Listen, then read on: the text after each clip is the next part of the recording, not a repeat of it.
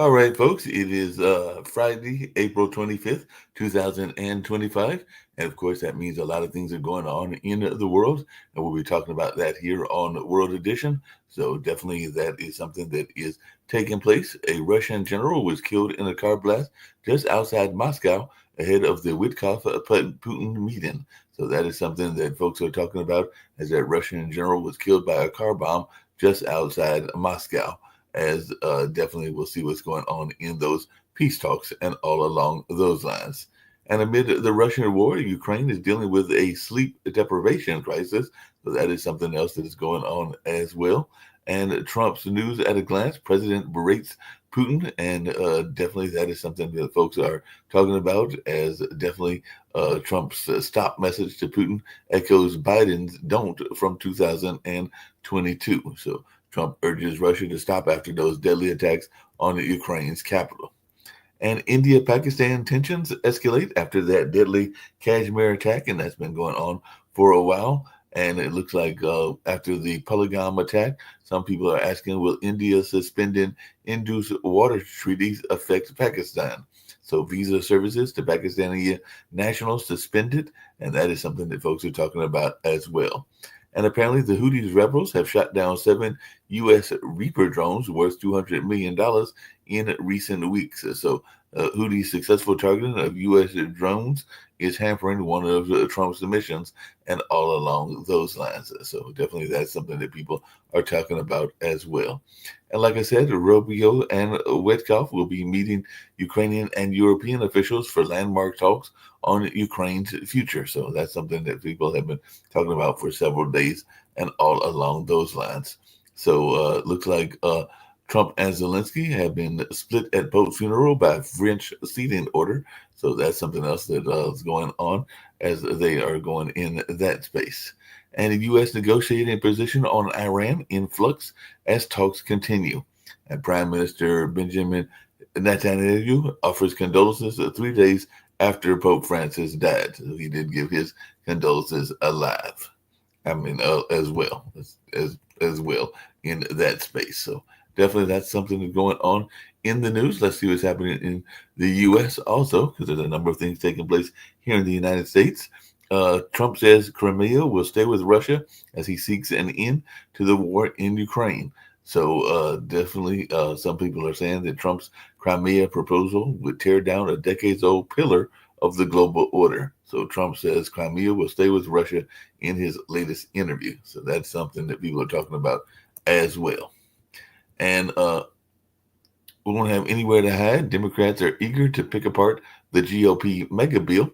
So that's something people are talking about as well. What comes next for Trump's big, beautiful bill reconciliation is something that people are talking about. So budget reconciliation could be the beginning of the end of the Republican Party, is what CBS is saying. But we'll see if folks agree or disagree in that space.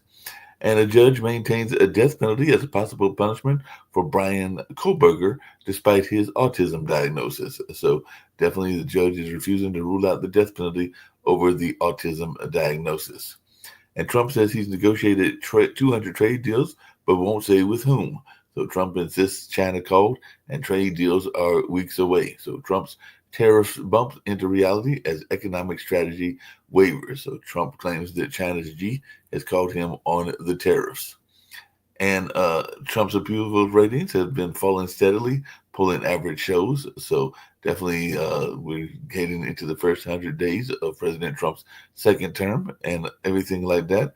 And there's even some people, including Lawrence O'Donnell, that saying that they're spotting major signs many Trump voters have now turned against him. So we'll see how that goes as well.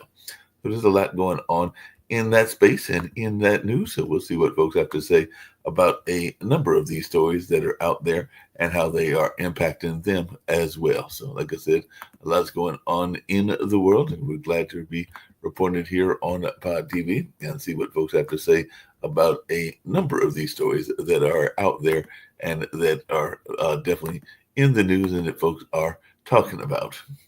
A private equity executive charged with beating and raping a woman in his New York City apartment. So definitely they're saying that this private equity executive raped and tortured women at his Manhattan apartment. That is what the prosecutors are saying, as this lawyer has been charged with sadistic rapes of women that he met online. So it looks like he's been indicted on 116 counts of allegedly raping and torturing 6 women inside his house of horrors. So definitely that's something that people are talking about as well. So that is definitely in the news, and we've got a lot of people talking about that as well. And Hedges' personal phone use created vulnerabilities. Analysts say Peter Hedges reportedly has unsecured office internet line to connect to Signal. He gets him what he needs. Hedges' new favorite advisor helps set up a Signal on one of the secretary's computers at Pentagon. So the Pentagon leadership vacuum overwhelms Hedges' office. It's a free-for-all, is what some folks are saying in that sense. And a U.S. judge has blocked aspects of the Trump agenda as president targets Democratic fundraising platform as it happened. So Trump's executive order mandating proof of citizenship to vote blocked by federal folks. So like that, judge blocks Trump election order despite overwhelming American support for voter ID. So rulings coming fast and furious in lawsuits over Trump's policies on immigration, election, and DEI. And George Santos is to be sentenced, and that's something that's going on. Is he's to be sentenced Friday in a federal fraud case. So George Santos, awaiting sentence, says he wants solitary confinement for his safety, and he says he expects to receive maximum sentence. He says, "I'm totally resigned," and that is something else that folks will be talking about in the news as well. And Trump signs an order to boost deep sea mining, seeking to break China's critical minerals hold in that area. So Donald Trump deep sea mining order violates the law, according to what China says. And that was reported in the BBC. And Trump takes a major step towards seabed mining in international waters. So definitely that's something that folks are talking about as well. And China denies any suggestions. It is currently in talks with the U.S. over tariffs. So Beijing accuses Washington of misleading the public about trade talks. So stocks waver as China calls reports of U.S. tariff talks baseless. So China tells Trump, if you want trade talks, cancel tariffs. So that's something that people are talking about as well. And Steve Witkoff holds peace talks with Vladimir Putin in Moscow. So U.S. Special Envoy meets Putin for Ukraine talks, and that is something going on as well. And in policy of appeasement, European foreign affairs chairs rebuke Trump's Russia stance. So definitely that's something folks are in the news talking about as well. And Harvard president on fighting Trump administration in Globe interview. Harvard receives more federal funds than it makes in tuition, room, and boards. So Trump directs sons to fire Trump organization lawyers because of their Harvard ties.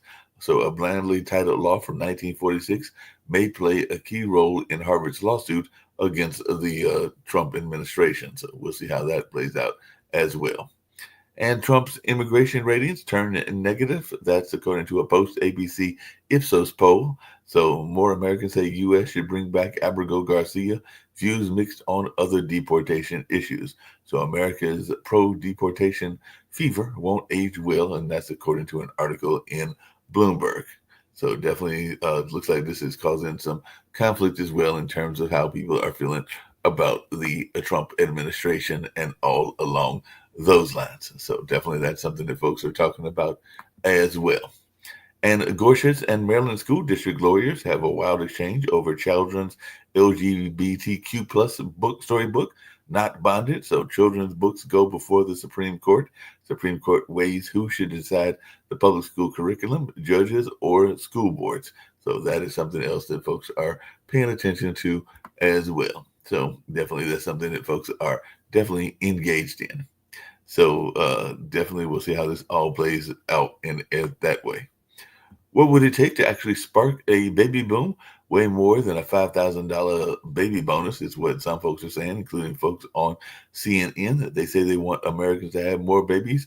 What's beneath the surface is what NPR is reporting. So the View's Elisa Farah Griffin shocked the audience over her reaction to President Trump's $5,000 baby bonus. So could a $5,000 baby bonus convince Americans to have more kids? And that's what folks are asking as well.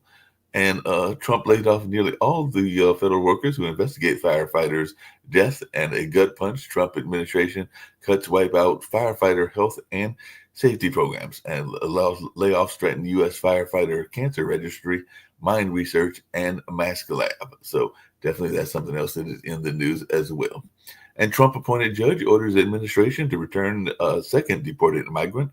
So U.S. judge orders the return of the second migrant deported to El Salvador. So the judge pauses demands for more details on Kilmore Abrego Garcia after accusing the Trump administration of bad faith. And the Maryland judge has ordered the return of the Venezuelan asylum seeker deported to El Salvador. And Luigi Mangione is to appear in federal court over killing of the healthcare chief. Federal prosecutors are to seek the death penalty for accused CEO killer Luigi Mangione. So it definitely looks like Luigi Mangione will be heading to federal court as the DOJ debuts a death penalty shift, according to an ex-federal prosecutor. So we'll see what happens in that story as well. So like I said, lots going on in that space and around in that news. And the Department of Justice is giving migrants no less than 12 hours to indicate they intend to contest the AEA removal, and that was about 15 hours ago. So Venezuelans are subject to removal under the Wartime Act and all along those lines. So definitely we'll see how this plays on. So ICE deportation notice, a form in English, and only hours to act. So we'll see how folks act in that sense. And the judge has blocked Trump's push to cut funding to public schools over diversity programs. So court blocks Trump from withholding school funds over DEI for now. So two federal judges blocked Trump's effort to ban DEI from K through 12 education. So we'll see if this holds up or doesn't hold up as well. And Newsom says California is now the world's fourth largest economy. So California overtakes Japan to become the world's fourth largest economy. California is the world's fourth largest economy, and definitely we'll see where other states rank as well, but it just surpassed Japan. But Newsom warns of Trump's tariff threats as well. And New Jersey officials have announced an arrest in the Ocean County wildfire. So, New Jersey teen was accused of sparking the massive wildfire, and the wildfire is continuing to grow as the 19-year-old man was charged with aggravated arson after allegedly burning pallets. So, that's something else that we're seeing in the news as well. So, lots going on. And a devastating blow, Trump cuts funding for U.S.'s largest health study of women. So, in a reversal, the Trump administration restores funding for women's health. So, that's something that folks are talking about as well. So, some folks are saying don't let funding issues put women's health on the back burner. And like I said, federal officials are promising to restore funding to the Women's Health Initiative. And DNC chair swipes at David Hogg. You have to make a decision. DNC chair rebukes David Hogg for pushing primaries against Democratic incumbents. So, like I said, lots going on in the world and all in that space. I've got Nick with me. We'll see what's going on in Spain and around the Spain theater and all along those lines. So, how are things going in Spain? What's going on in your world and everything like that? As apparently Muhammad Khalil was arrested without a warrant. That's what the DHS lawyers are saying. And ICE arrested Colombia protesters without a warrant. And ICE argues warrantless arrest of Muhammad Khalil was legal. So we'll see if that's the case or not the case. And of course, we still got these students and everything going on. And apparently, Trump has pardoned a Nevada politician who paid for cosmetic surgery. It looks like with some public funds and everything like that. So Trump has added Nevada's Michelle Fiore to his growing list of scandalous pardons. And so we'll see what goes on in that space. So she had been apparently convicted of fraud, but now she's been pardoned by Trump. And the U.S. Justice Department grant cuts valued at $111 million. So look at lots of money going on in that space. So one folks said, like a slap in the face, Trump officials cut hundreds of millions to combat gun violence and opioid addiction, which I know is stuff that we talked about here on this network. So apparently we're trying to get some cuts, and Doge, I guess, is still doing what Doge does, because even Trump took a sledgehammer to DEI in his latest round of executive orders. I think he was even going after the K through 12 schools, saying he wanted to reinstate common sense school policies and targeting college as well. So I guess Trump's got a thing with education. So maybe he's trying to show that he's an educated guy. Yeah, he does. He does seem to have a problem with education. But of course, the education system in the United States is very antiquated anyway. So as we know, that the K through 12 system, we're not even like in the top 20 in a lot of metrics on international meetings. So it's not very good. The college education, too many people getting degrees that are worthless and going heavily into debt, which they shouldn't have, with interest rates that can never be paid off. So our education system is basically a mess. So he goes, well, let's get rid of the Department of Education. Okay, will it save money? Yes. Does it solve the problem? No. Okay, because we still don't have a good education policy in the United States, which should involve trades. It's really weird that they don't support the trades. Like electricians, you need them all the time. Plumbers, these aren't going to be replaced by AI machines. Construction workers, I mean, cement, masonry. I mean, you just got all these trades, and these people make some serious money. And there's no support in our education system for the trades. I don't get it. And then the thing is, then the STEM, in other words, the industries of the future. This is what we have to reinvigorate our whole education system. Now, doing so could be done by these people, because there's the ones that are supposed to be the leaders, the legislatures. They need to look at passing a bill to support education that supports getting jobs and being productive. Okay, but they're not doing anything to like, or if they do, they're in a complete stalemate. So the next step is you have Donald. So what does Donald do? Let's get rid of the K through 12. I mean, not K through 12. Let's get rid of the Department of Education. Well, of course, that'll move everything more heavily on the states. And the states could do the same thing. They could support jobs that will support the industries of the future. Otherwise, your jobs are going to be taken over by people overseas who will end up more than happy to do the jobs. People from Bangladesh, like Sharif. They're going to say, hey, look, Americans, if you don't want to become educated and do the jobs, we'll do it for you. So, Mark, we have a very Trump is manufacturing crises. We don't need to manufacture. We have plenty of them. All you have to do is go look. Education is one of them. I just go, we just do not teach the right things in the colleges and universities. And so the thing is, you're not going to get a job in gender studies. I know they make fun of it, but one of our chess professors, when he taught at University of South Florida, he was a humanities professor. I love humanities. There's just no jobs there. Seriously. So it's just eliminated altogether. Political science. Because I had a guest on that was in archaeology. He likes his job. So you would eliminate archaeology as a field and everything like that if you were in education? Absolutely. Goodbye. The thing is, certainly not in our public schools. If the private school sector wants to pick up these phony social sciences, fine, but not in the public schools.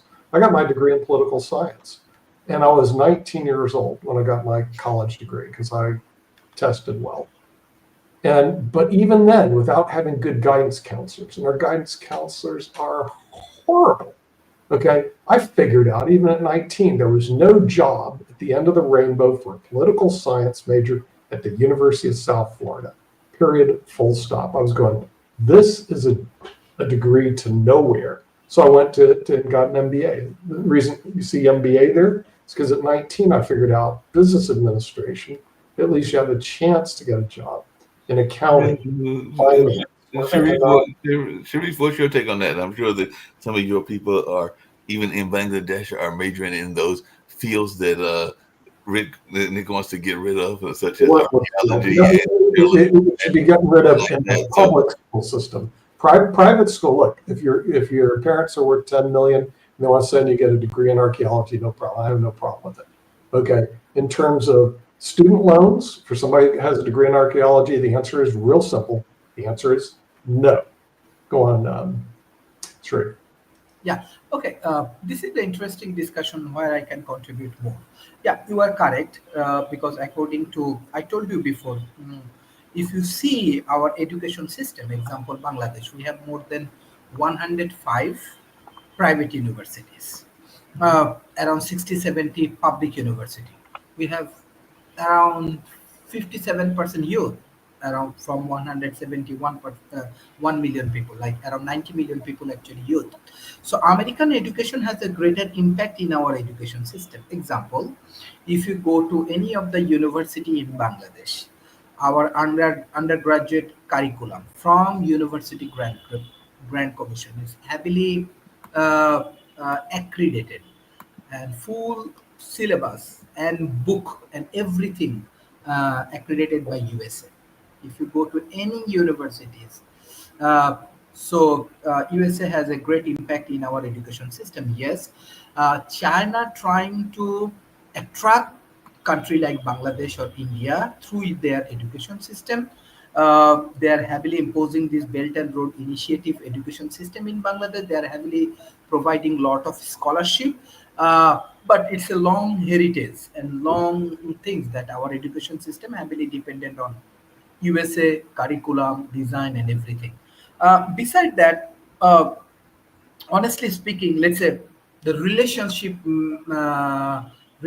in between, let's say Nick and me, it's very positive.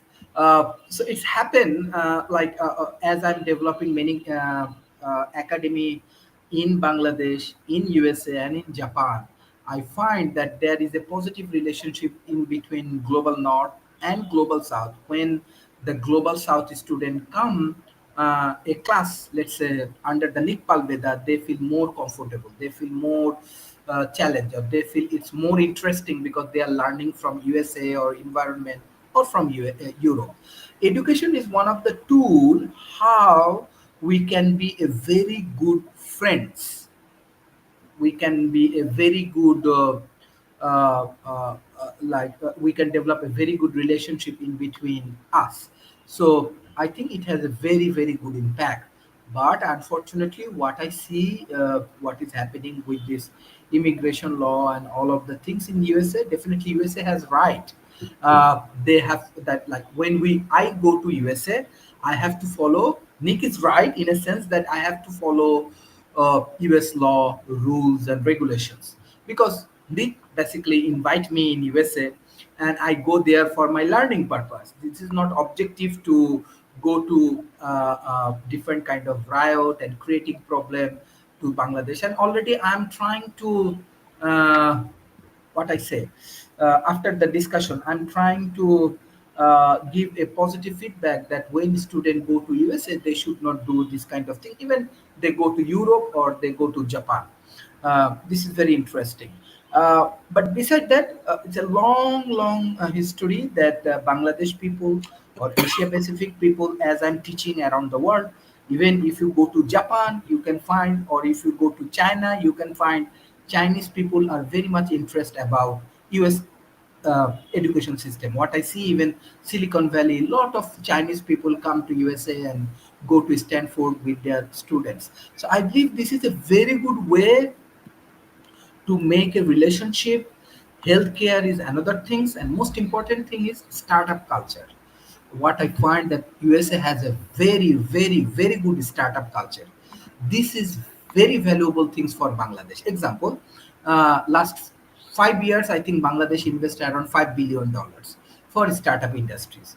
And I request to the ICT ministries and all of the things, we should invite more North American people, mentor, to develop this kind of startup hub, right? Because USA has excellent startup community, and this startup also need customer.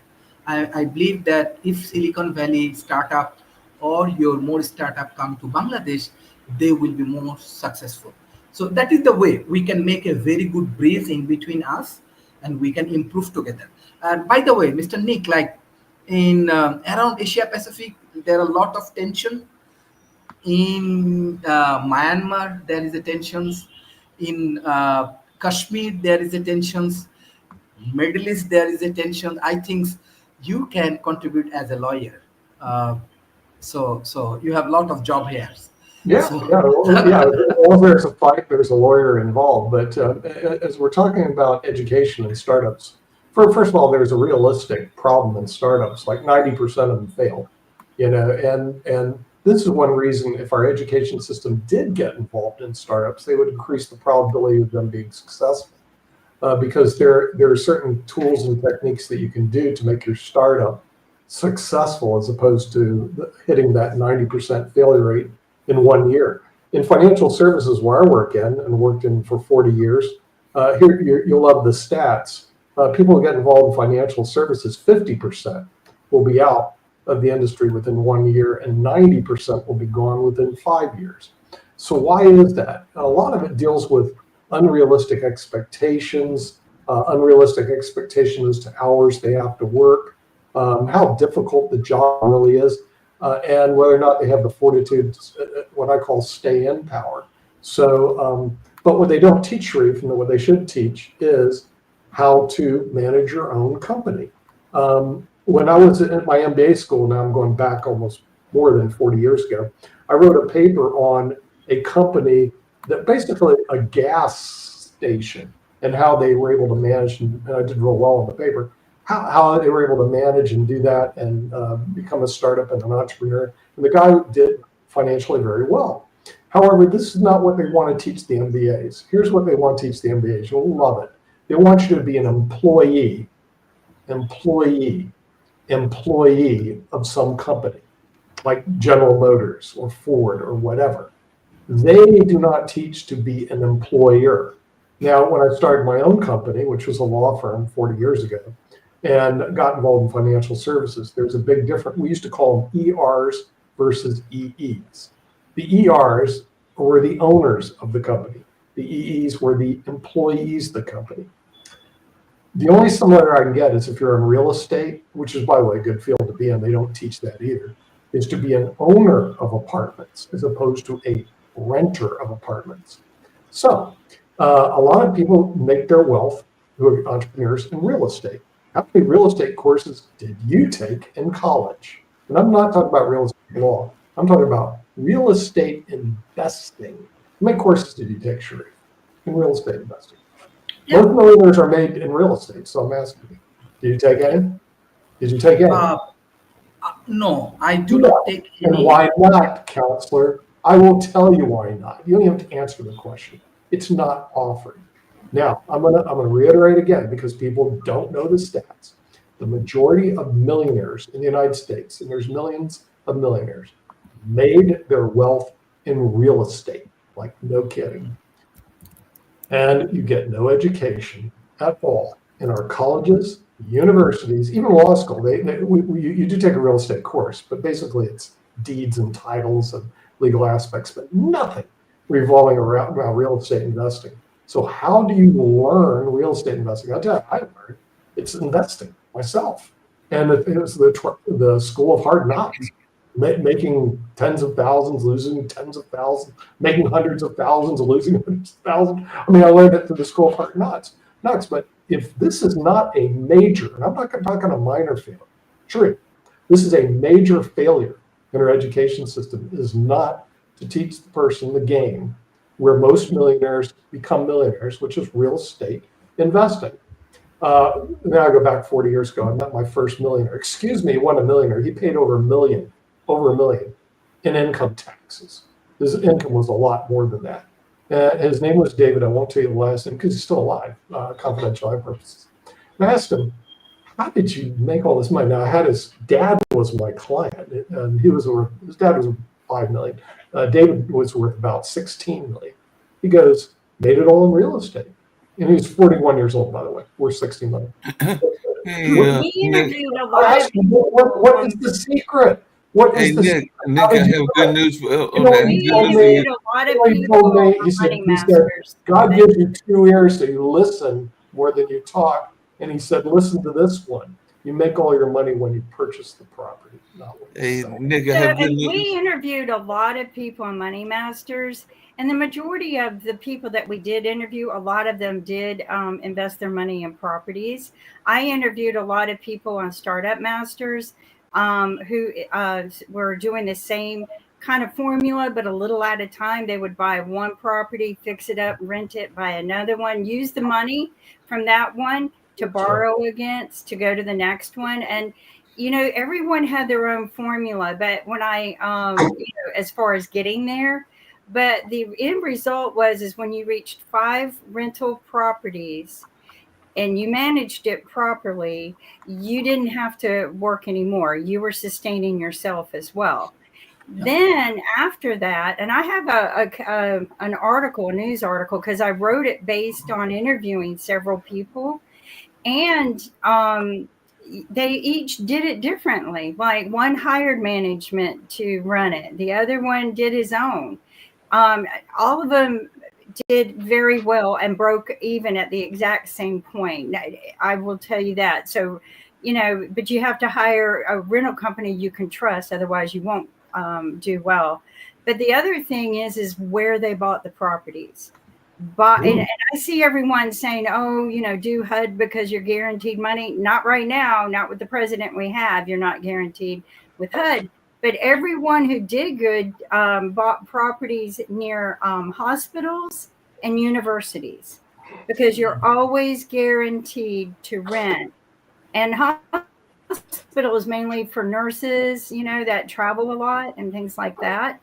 And you're guaranteed to rent. I don't know of anyone who did this formula and screwed up, but I love the interviews that we had done. And did you see that one of the Federal Reserve people that we interviewed is being promoted to president? Who? Hold on just a second. I'll tell you. I was trying to send you the picture. We interviewed her.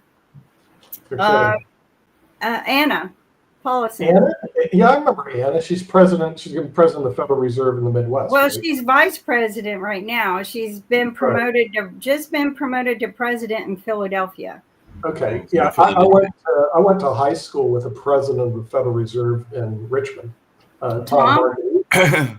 Come to my house all the time. I asked him to be on, but because of the nature of his job, he can't.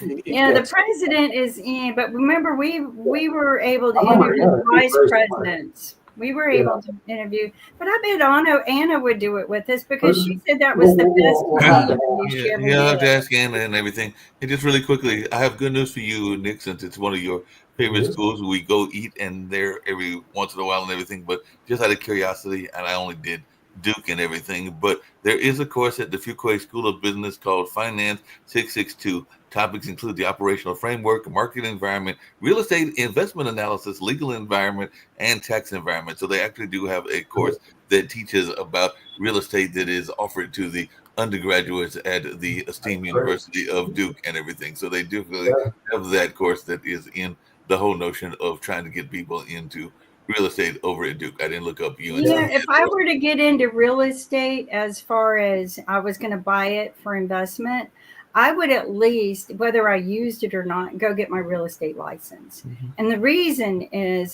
that class and that book will teach you everything you need to know about investing in those properties. And oddly enough, people that I interviewed, none of them took real estate class, and got their real estate license. They just jumped in head first and invested. So they still were successful.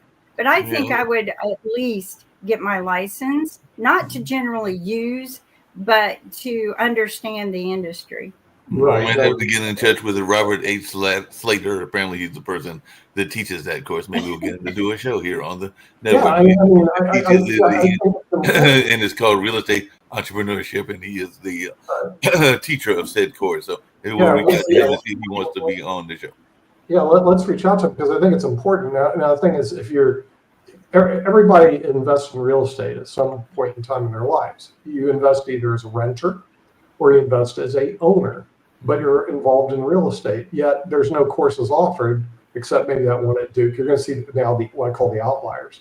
But I think there is a real estate class offered. It's just not how to invest in it, but real estate license classes, I know that. In law school, they give you, I took a real estate course, but let me tell you, it's all about titles and deeds. Yeah. the legal aspects relating, but it doesn't go over the hardcore how to make money in real estate. I think By the way, it's a lot of work. Don't get me wrong. right. I used to have a $1 million real estate portfolio. I don't have it anymore. I'm going to go back and do it again. But the reason why, I'll tell you, it's a lot of work. Don't think, hey, I'm going to get into real estate. It's going to be easy. It isn't. It isn't easy. No, That's the reason I do stock market investing, because frankly, it's a lot easier. right. You know, Also, I've been talking with a lot of people who are younger, right? And they just see no hope whatsoever in ever owning a house. They feel like that they're destined to rent for the rest of their lives. And what's interesting to me is I listen to a couple of them talk about the alternatives that they're doing. One, they're learning to scale down, and it's not just about tiny home living, because the tiny homes have become very expensive as well. With the high interest rate, they don't want to be strapped to that. But there's a new way, and I was shocked. In fact, I'm going to talk the girl into coming on our show and share it.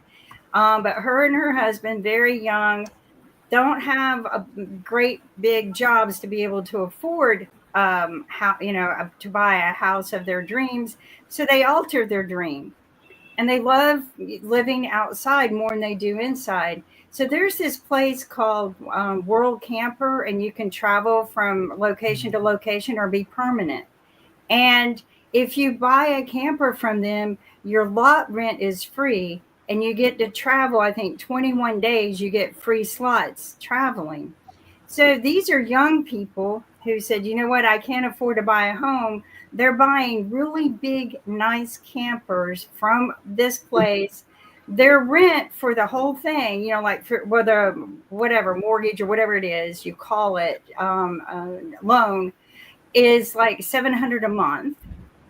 And they get to, have a nice place to live. They said it's probably, wouldn't recommend it for a family with kids, but a lot of people today are not planning children because it's too expensive, and they don't want to raise them in the new slave world that Trump is building.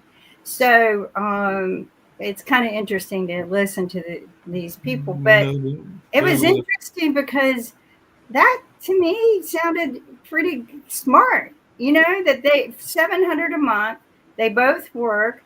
They're not living beyond their means, Nick. They're able to save money, and they can use that to travel from one campground to another. But it's the campground. They're selling these and then giving the lots for free. How smart is that? Wow.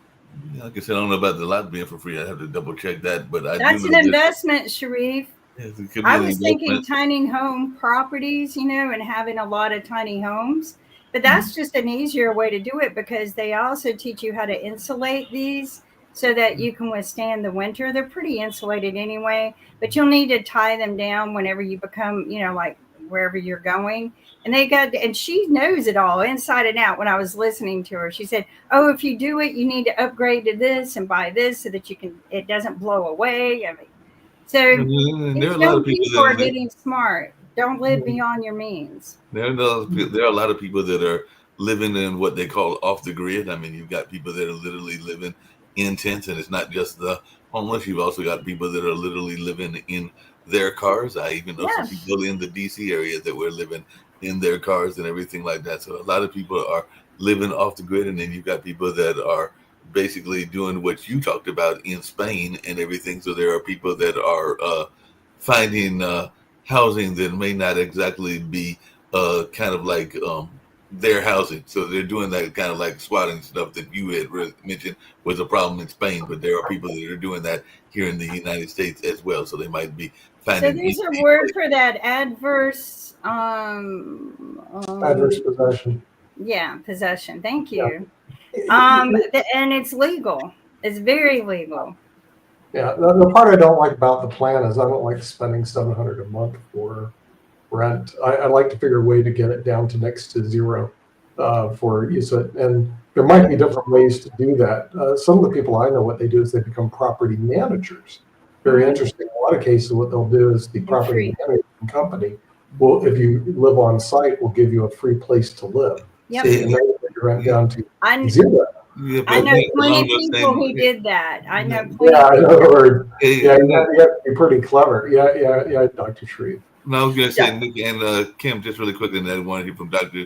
Therese as well, because maybe they're doing it in Bangladesh. But and I think it was earlier this week, was talking to one of my bus driver friends, because that's how I get around town and everything, and they were telling me that they knew somebody, I want to say it was in Montana, it was somewhere in the Midwest, that literally was living in the mountains and everything, because there is hot spring water, so they were actually living off of catching fish and all along those lines, and were living and generating heat off of that hot spring water. So they basically were living in the caves. So there are people that are literally living in the caves, and I'm sure there are people that are doing that even in the mountains of North Carolina and other places that are survivalists and know how to do Well, that things. There are some people who've turned the caves not just into a cave, but gorgeous homes. But what's great about those is climate control. Right. You're living under the ground, and you no longer need air conditioning and heat, because it all maintains the constant temperature, including your water, right? So you're not going to get the hottest of water, but you're going to have that nice body temperature water. And so your cost of living is very minimal. And I've seen some homes, and they're like where they kind of build them into the hillside.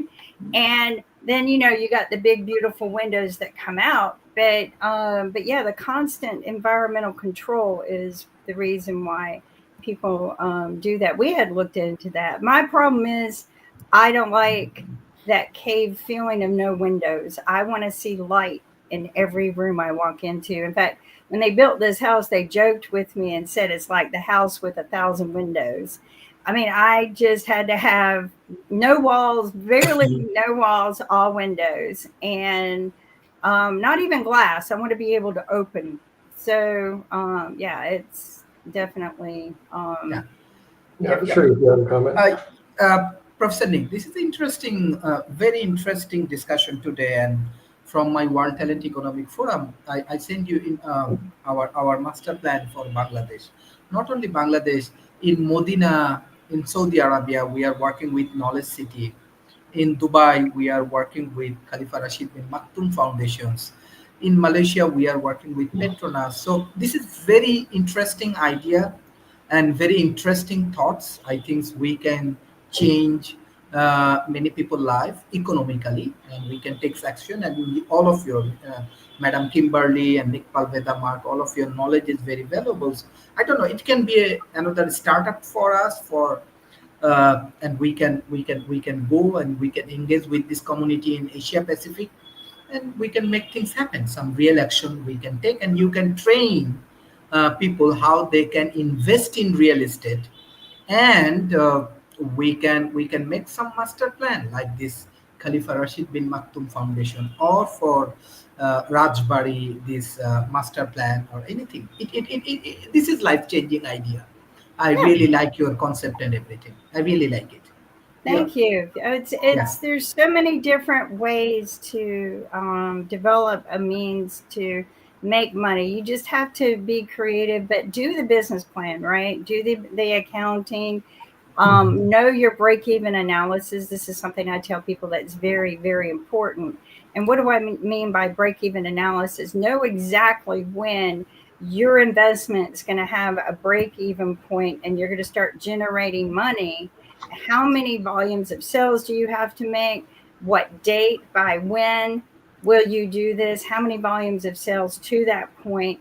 It's very, very important to understand that before you get started. And so many people, they just wing it. And some people get lucky. I'm not going to say it's not the only way to do it, but I'm just saying, if you know that, then you can say, I have to sell 100 a month in order to break even in 5 months. And when you do that, then your focus becomes a little bit better. You have to work a little bit harder. If it's 100 a month and you hit 100 halfway through, then you're ahead of the game. So, know your break-even analysis and the timeline. That's so important. Yeah. Interesting thing about Spain, because you were asking earlier, Mark, about what goes on here, and you can look it up. The incomes here are extremely low. You have to imagine the average Spaniard, 50% of the population, make 10,000 euros a year. 10,000 euros. But how does that equate with the cost of living? the cost of living is also very low. Okay, Right. So they can afford it and sustain and live above sustainability. I have to admit that everything here is like 50% off. So, you know, you have but I'm just saying that one problem you have, not just in Spain, but in other developing countries, I say, well, you want to become a millionaire, invest in real estate. Sounds real easy. But if you don't have an income or cash or something to support that, it's very difficult to ratchet up. In other words, because the real estate is a very expensive game to play.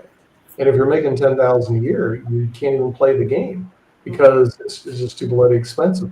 And they've done studies that right now in the United States, the cost of housing relative to your salaries is like 4 times greater than it was in the 1950s and 60s. Yeah. So young people that come out have, frankly, no shot in the United States. I think they have to look internationally for opportunities because there are even places like in Italy where they will pay you to move there. I'm not kidding. They'll buy you a house. And frankly, there are places in the United States will do the same thing.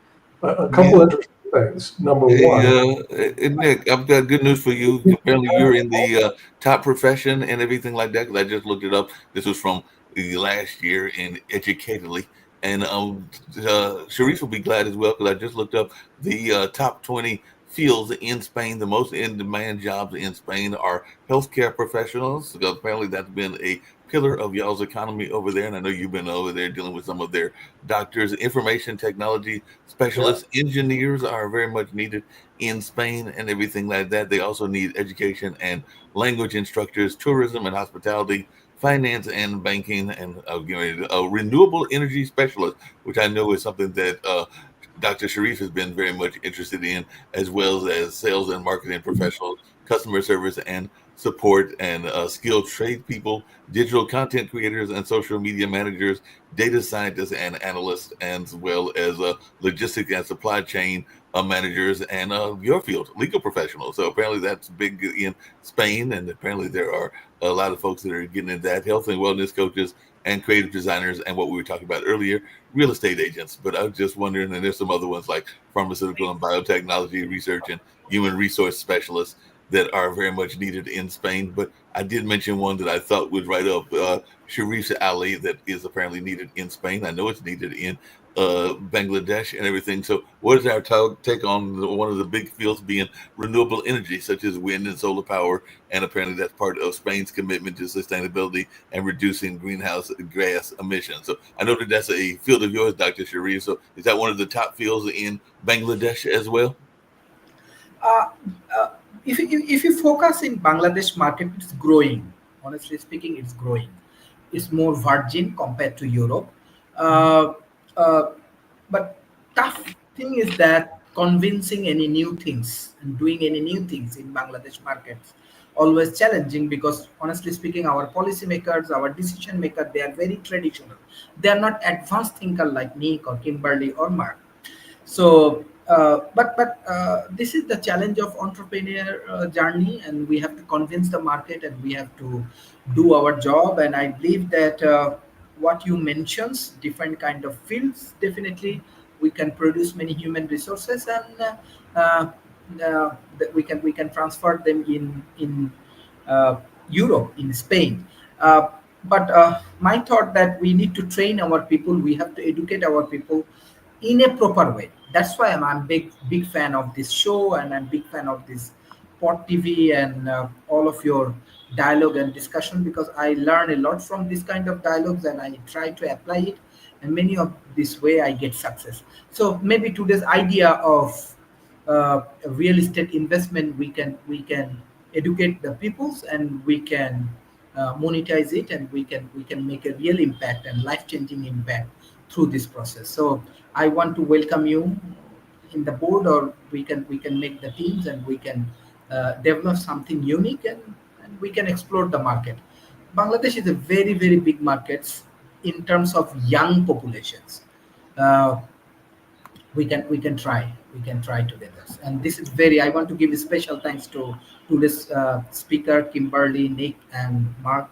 Today's discussions also very helpful for think in a new way. We In just USA, need to think about what's for your environment what's good for the people and not just for yourself. Anytime you do something, don't, look at the consequences and the ripple effect. So whatever you do, try to make sure that that ripple effect isn't damaging other people. It's kind of like a situation we run into here in America. I kind of use this as an example, is when you have flooding in your yard and you go, I'm going to redirect it. But when you redirect it, you redirected it into your neighbor's yard. And now they have to worry about it. Now, that wasn't nice. Now, there would have been a better way, but you didn't do it because it was cheaper to do it that way. I've learned in the past years to just think ahead and go ahead and pay that extra price so that you're not hurting somebody else with your actions. And it, it pays off in the long run. Just because it cost you more today, don't cut corners is all I'm trying to say. Try to look at the consequences of what you're doing, not just for yourself, but out and all of that. Kind of want to change the news a little bit about Venezuela. The president of Venezuela is furious right now because 200 innocent Venezuelans were trafficked to El Salvador to be slaves. And the president is furious with Trump right now. And he's called for a world leaders hearing where he has expressed his fury. Now, I want to recommend to any American out there, don't go traveling internationally right now, because they may use you as a hostage. Just because you're not, MAGA doesn't mean they're going to consider you innocent. You're American. And what Trump just did is harm innocent people. He could have called the Venezuelan president and said, you know what?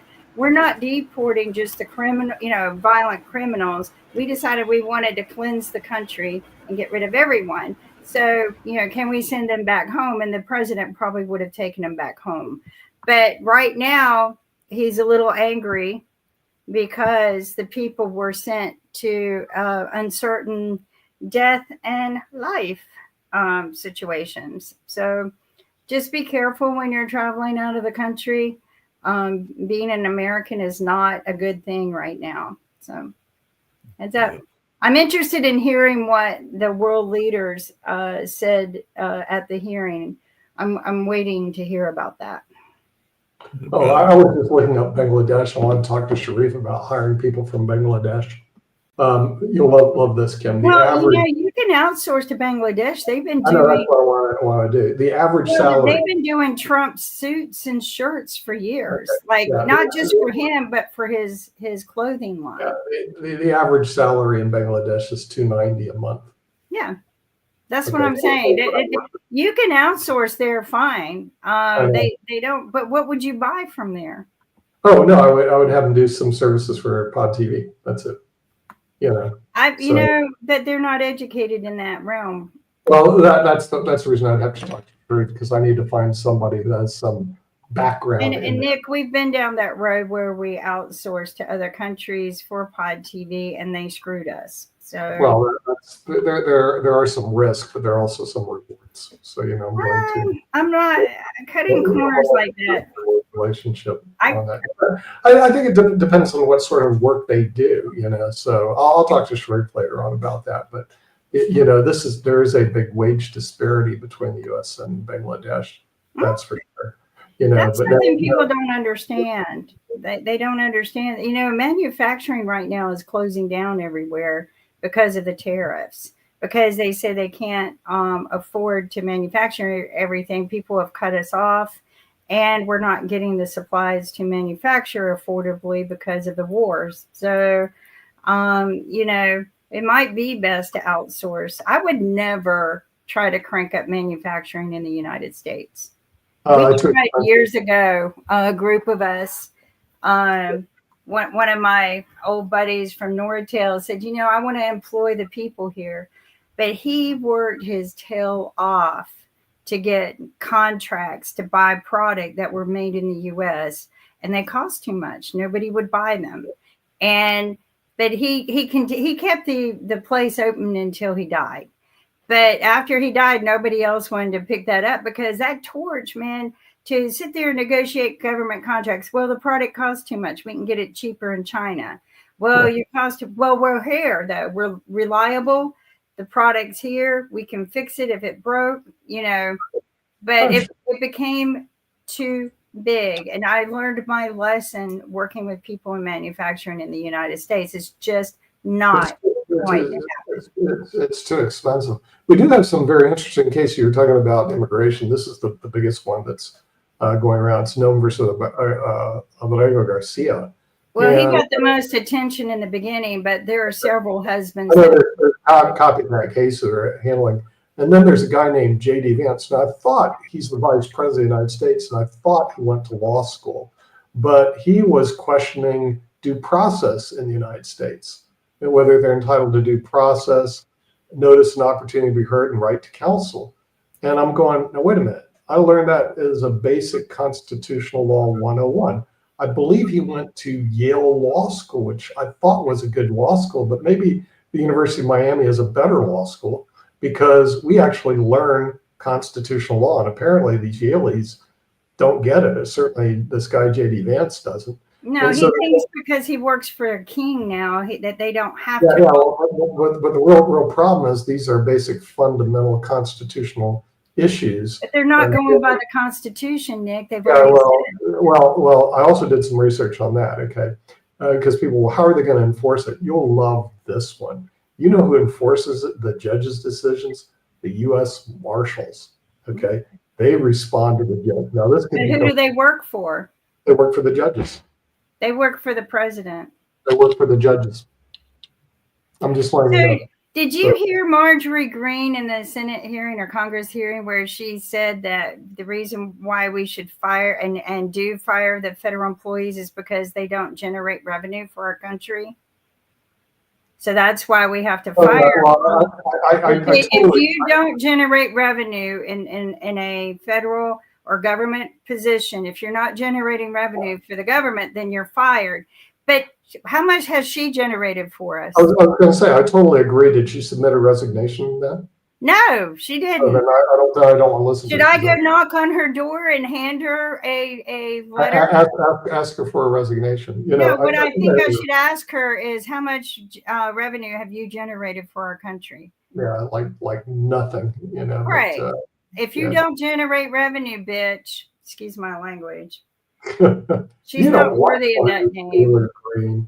I don't like her. She represents the northernest place of Georgia. She represents the trash. Have you ever heard her talk to people? No, I don't listen to her. She represents pure trash. Yeah. It's sad. She is not doing anyone any favors, but to sit there and say, if you don't generate revenue for our country, then you're fired. Well, you know what? I wanted to go knock on her door and serve her a letter. I think the only problem with that knocking on her door, then she might answer and you actually have to look at her. I don't know. There was years ago, there was this Greek story, Odyssey, and there was this thing I think called Medusa. Yeah. And you didn't want to look at the Medusa head because you'll turn into stone. I think that might happen if you looked in Marjorie Taylor Greene's eye. And I don't want to waste my time, but I am going to submit. I've already submitted a suggestion. If that's the case, then we need to fire all of them. And saving money, according to her, saving money is not. But they fired the National Forest people, the people who manage the National Forest, and they generated 80% more money than they used. So, how can you sit there and say we're firing federal employees who don't generate revenue? It's just ridiculous. But what isn't ridiculous is we're at the hour, so we have to go because I think we got another show coming right afterwards. So we need to thank our viewers in the United States. I think so. And around the world, but I don't know if it's Ukraine coming on next or it's just. Thank you everyone for joining us. Coming up soon will be a show that Nick and I are going to be doing about how to, protect yourselves a little bit better in this current storm that we're in, because sometimes you need a lifeboat. And what we're going to do is share with you that lifeboat That will be coming in about 2 weeks. We'll keep you posted. Meanwhile, everyone stay healthy so you stay wealthy. We'll talk to you soon.